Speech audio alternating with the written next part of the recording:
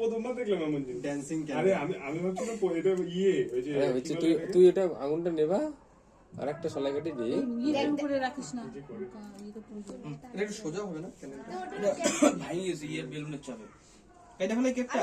আরে ওটা ধরা তোমরা ধরো ওই মোমটা নড়ে না তো জয় মোমটা নড়ে না তো কি যে বলি ড্যান্সিং ক্যান্ডেল ওটা শেপটার জন্য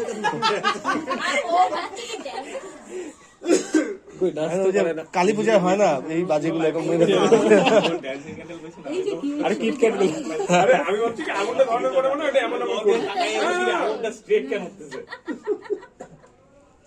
এটা তো প্রথমবার এটা তো এটা ওটা তো বেশি ছিল এটা ঠিক আছে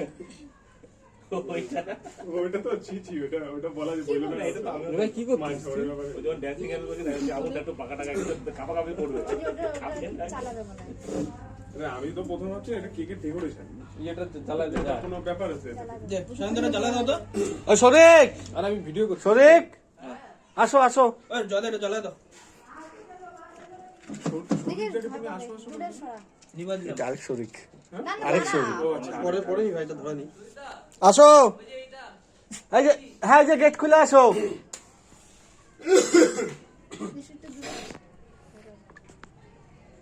দেখো বাচ্চা আপনি এটা বলে কি এটা যারা সাজিও হ্যাপি বার্থডে টু গু হয়ে গেল কেন ওটা বয়স হয়ে গেছে পুরান হয়ে গেছে। ইনস্টলমেন্টটা দিচ্ছি তুই একটু হাস দাঁতা কাটে দাঁত দেবে না এখন আর দেখা যাবে না।